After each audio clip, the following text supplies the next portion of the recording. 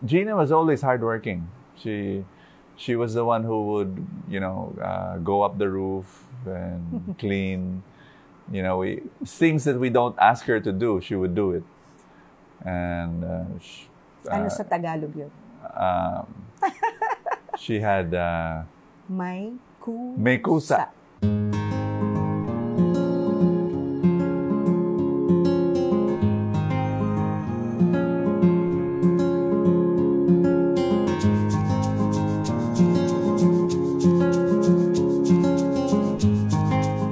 Hi, ako po si Gina Macayos. Dito po ako pinanganak sa Salngan, Chateau Negros Oriental, Barangay Napakaw.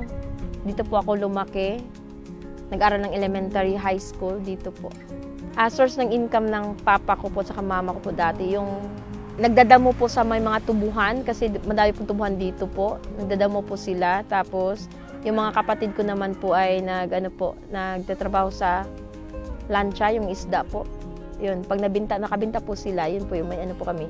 May dalang isda or may may dalang pera pa uwi. Si mama naman po ay po siya, since elementary po, nagtitinda po ng hot cake.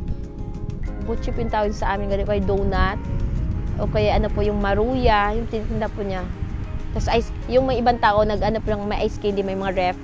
Nakikuha po siya ng ice candy, tapos porsyento po yung nakukuha niya po, yung commission po, kung ilan po yung ice candy na bibinta niya, yung ganun po. Si Papa po, high school po ako, hindi na po nagtrabaho si Papa. Ay may trabaho po siya, yung sa Swertres, yung parang nasa bahay po siya, tapos yung may pupunta po sa lapag mag-record ng high alay po yung tawag po dati. Yung po trabaho niya, kasi since high school, hindi na po siya yung parang makaano po sa kampo ng high school na po, kasi yung parang hingali na po siya. Kasi dati, nakagat na ng aso yun, tapos nahulog po siya sa 10-wheeler truck, nahulog po siya doon. Nahirapan siyang huminga.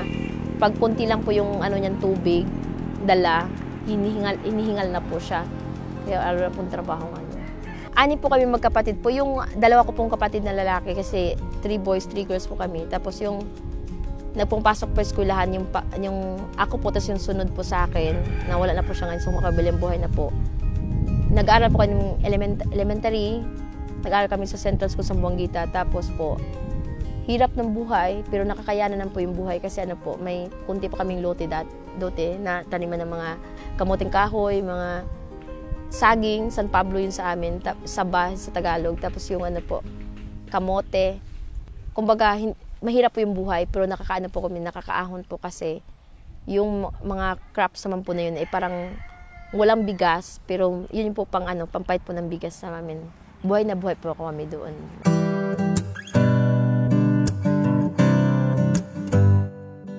Tagpi-tagping bahay, tapos may plastic, sako, ganyan. Happy memories din yun, kasi galing ng papa ko yun.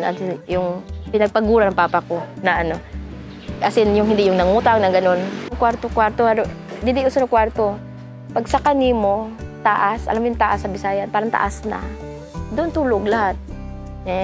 Nakahilira na. Dili yung parang usong kwarto, kung asa ka magbisa higa, at tulan din.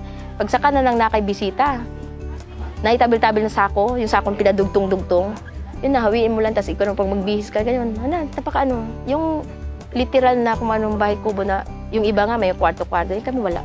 Pag akyat mo, yun na yun. Kusina, yun na yun din. Parang, akyat mo sa kusina, yun na yun. Pag akyat mo sa taas, yun na din yun. Wala may kuryente. Ramparilya. Tapos, kada magtuon nga, imudiri puno na sa usok. Tapos one time pa nga, nag-aaral ako, tapos yung physics na notebook ko, nasunog. So part lang naman, kasi yung nakatulog ka, tapos kasi ramparilya. Tapos puno na yung walang kuryente. Parang na yung nagka-kuryente. As usual, late na rin kami nagkaroon ng CR din. Alam na yun, tabi-tabi, ganyan. Fertilizer, ganun. CR kami doon dati. Parang heaven yung pakiramdam na may CR. Nagka-cake lang ako doon kina, Kuya Boy. 19th birthday ko. Yung nag-birthday po nagka-cake. Wala, alamang pobre. Pag mag-cake ka mo, dinato na kayo. Kami gani, pag nakasardinas sa una, 555, uso. Magdato na ka. Maglato kag laki, magdato na ka. Elementary ko may dirty ice cream, yung parang may kasama pang mga kuko minsan yung ice cream, dirty ice cream. Pero yung literal na ice cream, nandun sa kina Kuya Bong. Ice cream, tas cake. Cake na si Benny palang kung alaga ng dati.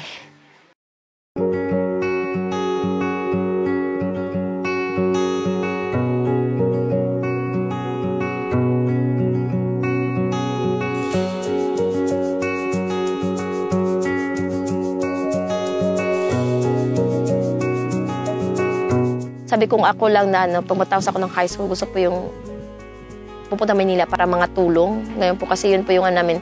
Halos lahat po ng mga babae po dito dati, pag hindi po nakapag-aral, automatic po yun. Mga tulong po sa Maynila. Siguro sabi ko yung mama dati, na sabi ko, pag may lang talaga ma'am, para sa akin ng high school man, ay ng college, magsikap ako na talaga, kahit nasa gabi ako mag-aral, tapos sa umaga ako araw ako magtrabaho, gagawin ko talaga lahat yan. Our friend Marisa Chiquiamco referred Gina to us. So she was turning 18 when she joined our household.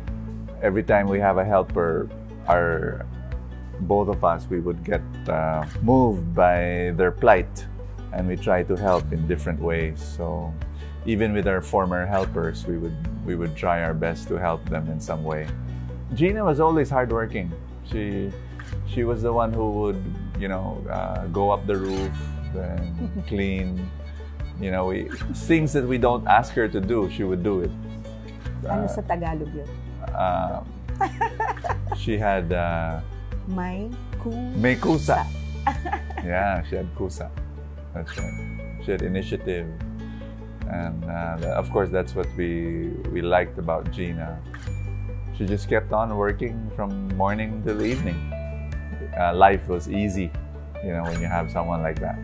When she came to us, syempre, of course, we interviewed her first. We learned that she was the youngest of 6 kids. So all of them did not finish college. And then Gina was able to finish high school. At the start, she would tell me that she really had good grades. From her stories, she graduated as a valedictorian. And then she'd always say that she was good at math. So when we'd go to the market, I would test her math skills to see if she was really good at math. So I think from the very start, during the interview, she said that she wanted to study. She wanted to finish her schooling, and yes, we kind of looked at each other, and even without saying it, we knew we were going to help out somehow. But of course, she did not ask. No, she never asked. She never asked. But parang it's just her dream to one day finish after saving up for. Yeah. And then we found a way of doing it. We were looking for a correspondence school, a distance learning school. And she finished in 2009. 5 years, not bad.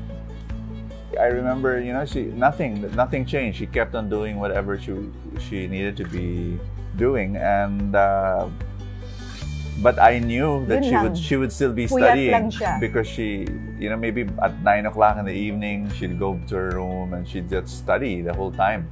I was suspecting probably she'd stay awake until 2 in the morning studying, but then I think much more than that. I think she probably slept at 4. I don't know. Kaya madami siyang pimples. But she did. She finished it.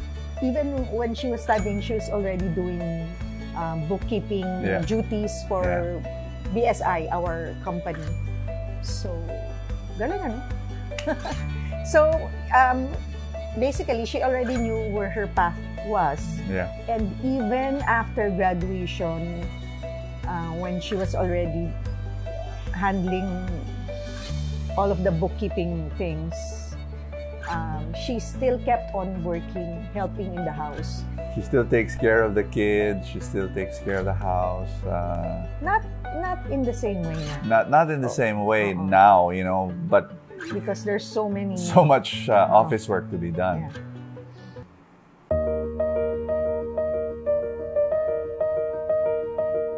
Sa bahay, may gathering kami sa bahay. With the driver, with the other helpers, and after prayers, we would share a bit, and then I would ask them how their finances are.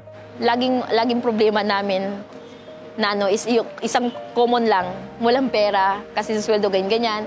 Siyempre yung padala ng pera, siyempre may mga emergency ganyan. So parang kami, ang taas na nga ng sweldo niyo compared to other households. Pero we would always hear them say, wala silang pera.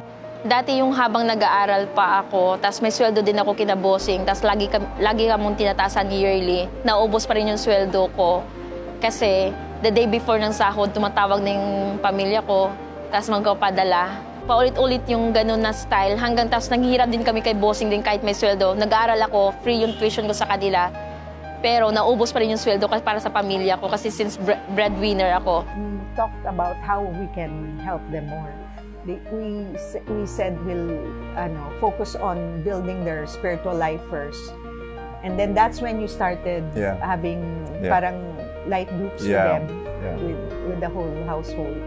Tapos nung hanggang nag-decide na si Kuya, kasi ulit na yung style na ganun, hanggang nag-decide siya ng 2010 na mag-invest kami sa stock market. I was still, very brand new in the stock market, maybe 2 years in it, and learning how it was working, and it was working well. I posed a challenge to myself. It was really a challenge, not to them, but to me. I said, if I can help them invest in the stock market, if I can help Gina invest in the stock market, that means I can help anyone. May whiteboard siya dati, tapos sabi niya, ito yung dapat ganito yung sa sahod nyo. Halimbawa, for example, sa sahod ko, ito Gina, ganyan. Tapos yung may nakahiwalay pang emergency fund, parang ganun. Pero siya dati, hindi pa masyadong ma-apply kasi hindi pa ganun ka sa utak.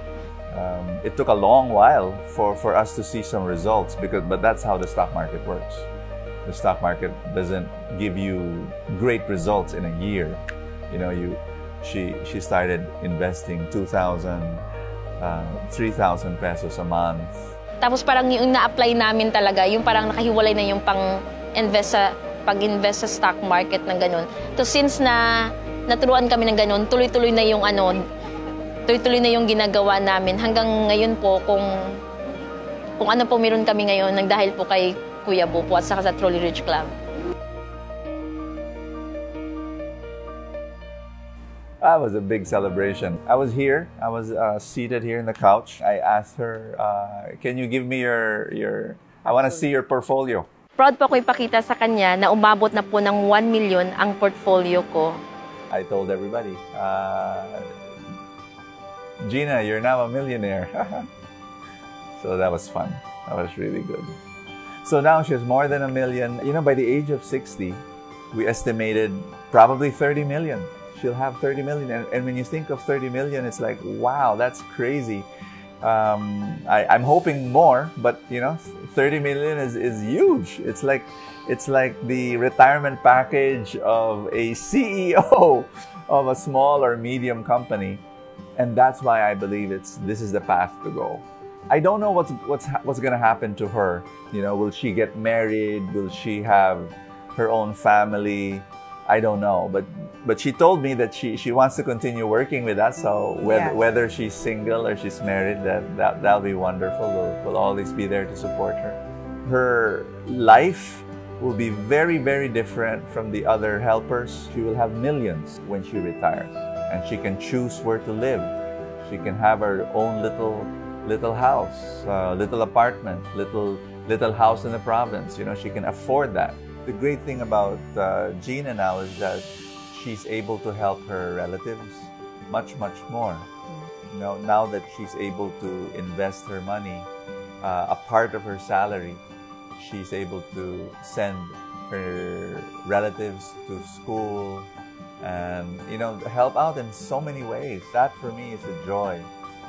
It's a joy for me to see her do that, being generous to her relatives. Of course, there's a limit, and I'm the one who tells her, no, there should be a limit. You still have to keep investing so that your help will be long term. There are people who help now and then they have nothing and then they grow poor. So you want the help to be continuous. So that's why there has to be limits in terms of helping people. My message for Gina, simple lang. Thank you for being part of our family.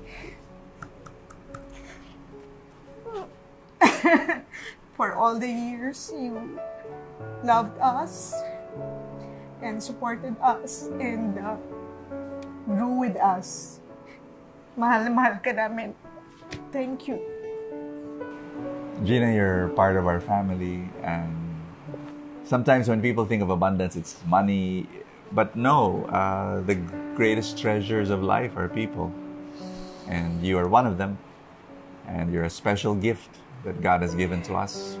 And so thank you so much for your love for the family, your love for the kids. You're almost like a second mother to them. Life would have been very different without you. Thank you also for your patience. You know, we're not perfect employers, but you have always understood, and you have also a lot of patience. So thank you also for what you do for the Truly Rich Club. You have been our ambassador. Sasabihin ko sana mascot, pero ambassador. Ambassador. God bless you more. I'm excited for what's going to happen to your life. Continue to serve, continue to help other people, continue to bless the world. Ako si Gina Macahilos. Ito po ang kwento ng buhay ko. Maraming salamat po sa Truly Rich Club. Yung dating imposible po ay naging posible na po ngayon. Maraming salamat po kay Kuya Bong Sanchez, Ate Maru at sa dalawang alaga ko po. Maraming salamat po.